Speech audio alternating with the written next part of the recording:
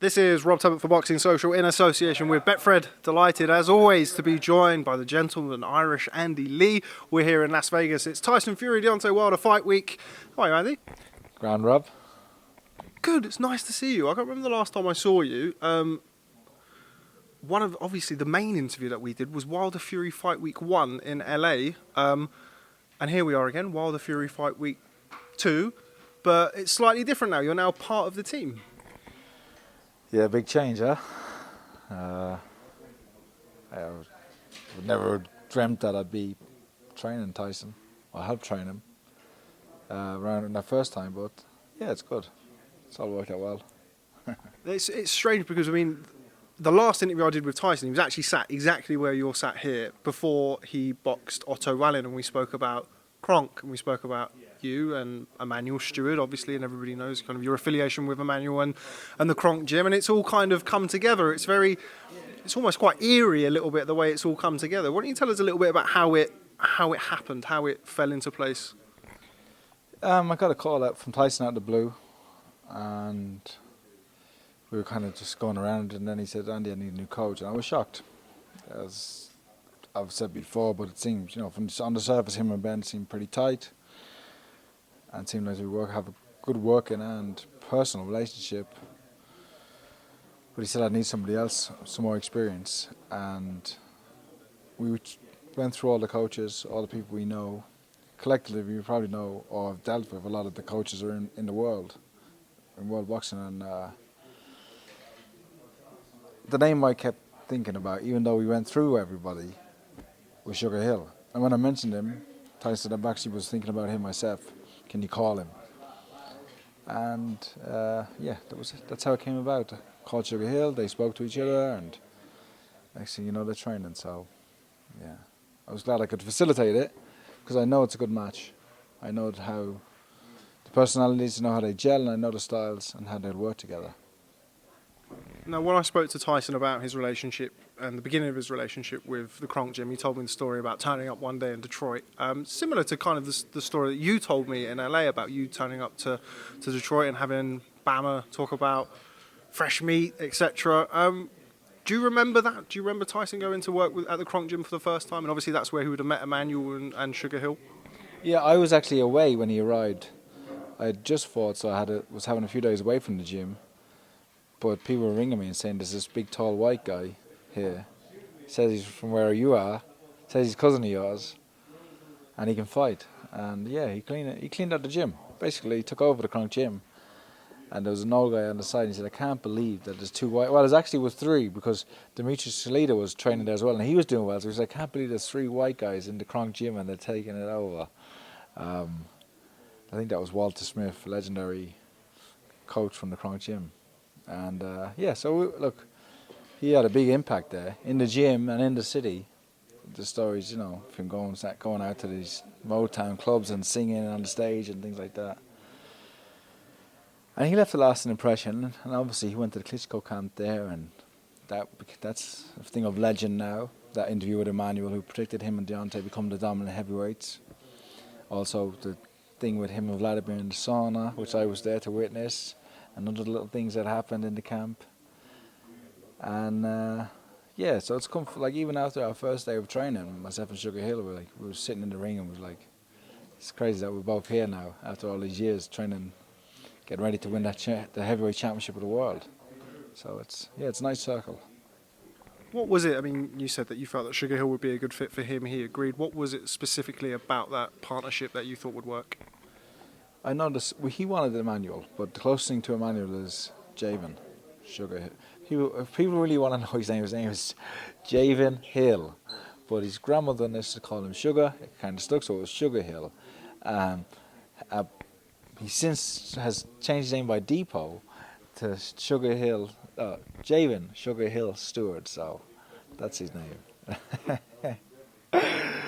Well, I just call him Sugar, and. What Sugar Hill teaches is good balance, good basics. What Emanuel teaches, basics. There's no secret to it. It's very hard to do it if you don't know it. Correct punching, good balance, and it's an attitude that's instilled. That's what Kronk is. Kronk is not a gym. Kronk is an attitude. That's what I think. That's what Kronk is to me. Is an attitude. I'm going to go out there and take this guy out, get a knockout. And I know their personalities work well together too, because Tyson knew him as well, even though they'd worked a little bit together, but not a whole lot. Yes, I knew it'd be a good match. Now, we've heard the stories. I mean, you alluded to it, the infamous sauna story with Vladimir. I never knew that you actually witnessed that. Tell us a little bit about that. I didn't know that you were there. I was there, yeah. It's like, Vladimir would have a sauna every Wednesday, part of his training. We'd all go there. But it was me and Tyson in the sauna with some regular hotel guests, and Vladimir walks in, starts putting on the cold water on the coals, and whoosh, the steam is going, it's getting hotter and hotter, and slowly everyone starts getting out, until it's me and Tyson and Vladimir, and nothing much is being said. Then Tyson gets up, starts putting on the hot so I'm like, what's going on here?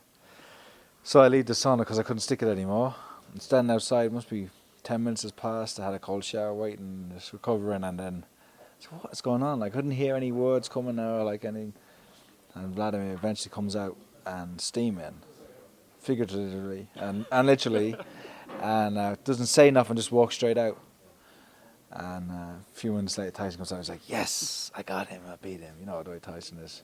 And I realised, it was a battle. That was the first little battle that he won. Yeah.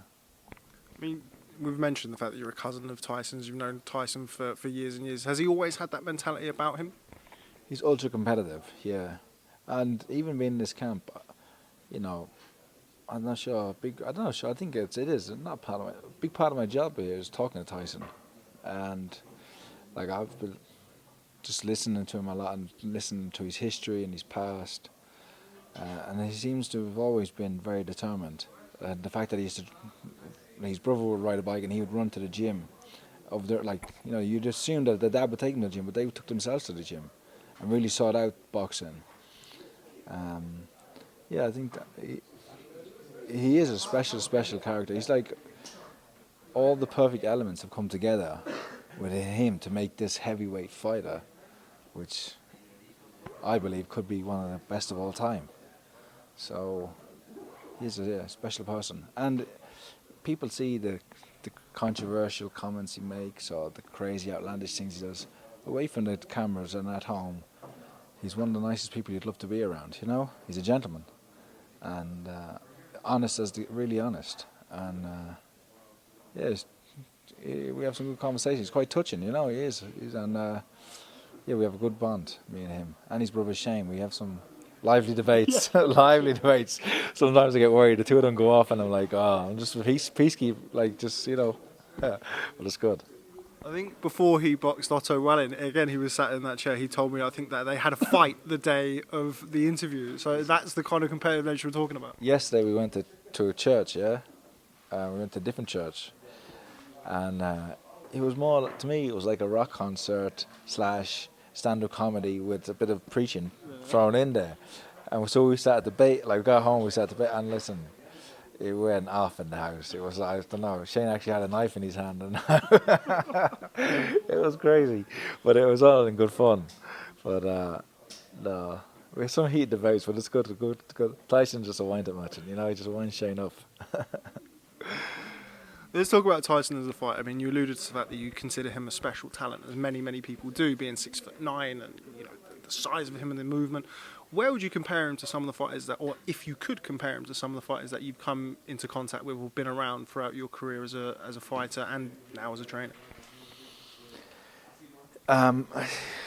It's hard to know because he's so big, so you can't really compare him to anybody else. But what he has, and it's what Emanuel used to say, what champions have.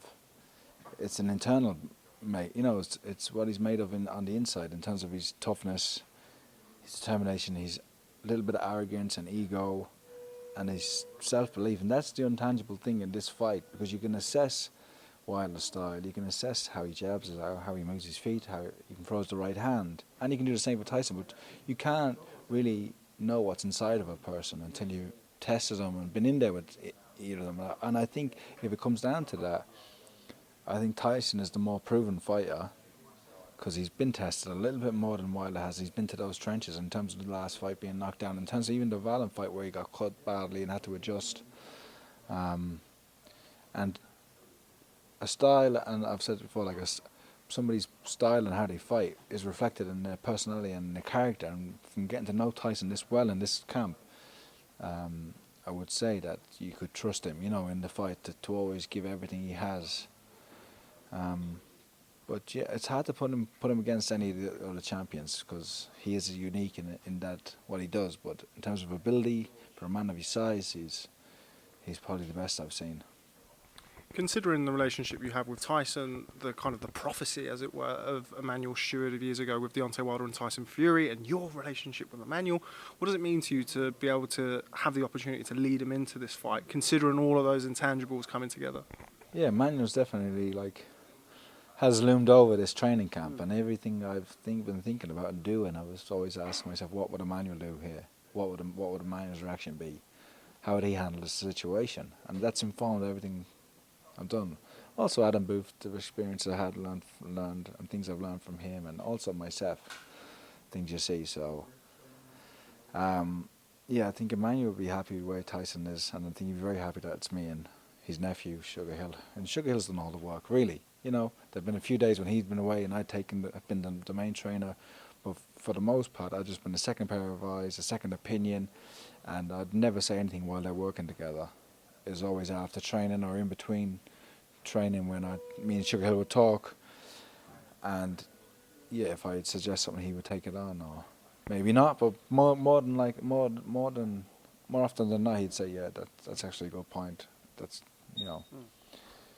But yeah, we'll see. It's like I can't compare it. I don't know what it's compared to. He's had a training, what it's been like, but he's left.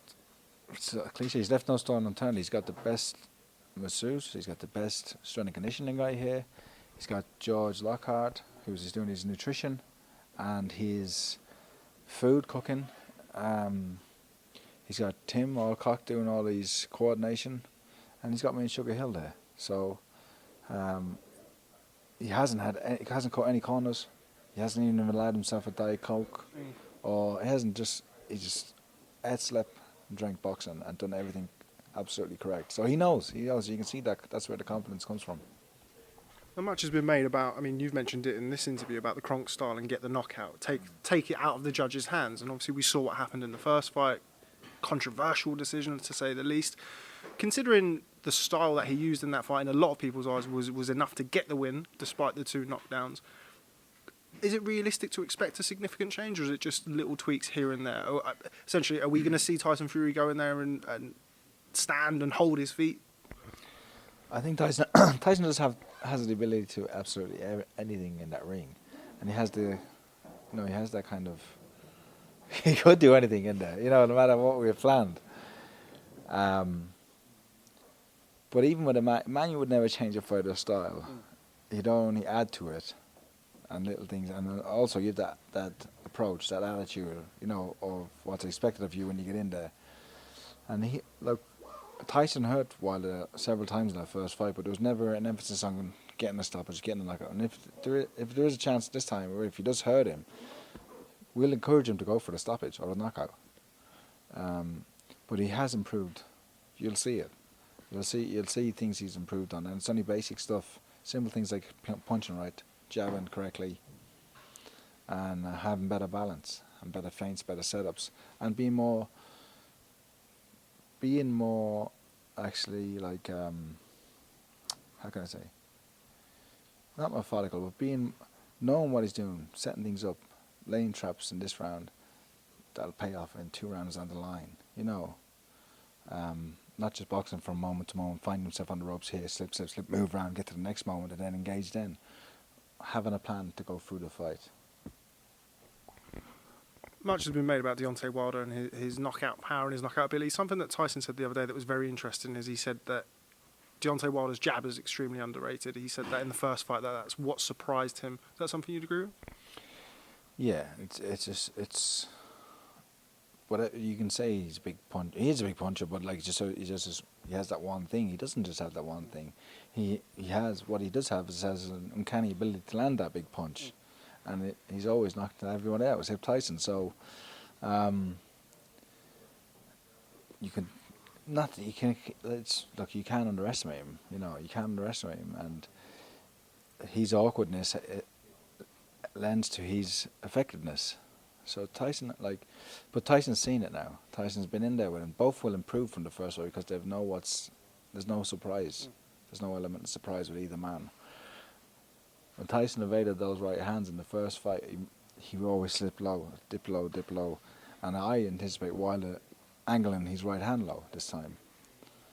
But as long as Tyson keeps his eyes on him, doesn't turn his head away, I don't see it being any problem, you know. Something else that he mentioned is that he wants his cut to open up in the first round and he wants it to be a bloodbath. Just gauging your reaction here. What are your thoughts on those comments? Nah. Nobody wants that. Nobody wants that. If I was in Wilder's side, I'd say aim for the eye. But it has healed up well. He's had the best surgeon, and he's had no problems or no reaction in sparring. So you just have to go in there now and hopefully it holds up. Well, I'd like to quickly grab you on because there's several people here I'm sure are desperate to grab a word with you.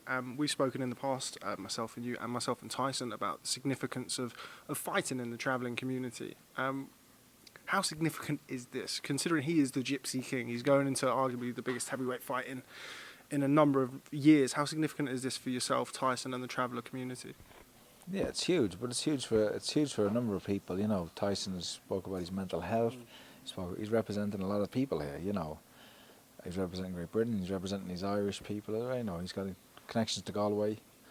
Him and Tyson Fury are related, and it's huge. And you know, we grew up watching.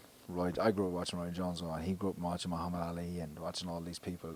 Now, young travelling boys, they don't have to. They've got role models to follow. They've got me. They've got Tyson. They've got Billy Joe Saunders. They've got other fighters who come. And you can see Paddy Donovan, Dennis McCann, Hopi Price, Willie Hutchinson, on and on and on. I've probably missed out a lot of young fighters' names. I'm sorry, but you know, there's a big future in boxing for young travellers if they can stick dedicated and work hard. And just finally, much has been made about who the man is in the division. Obviously, we've had Anthony Joshua return with a win over Andy Ruiz, but does the winner of Saturday's fight become the #1 heavyweight in the world?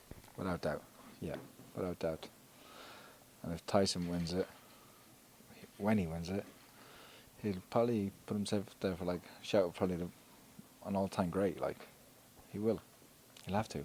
So it's all there to there's a lot on the line. This fight, it's huge, but he's prepared as best he possibly could, so hopefully we'll get the result we want.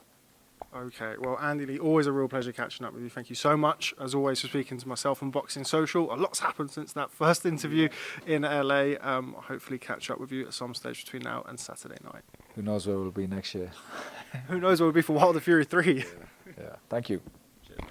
Nice one, Andy. Thank you so much.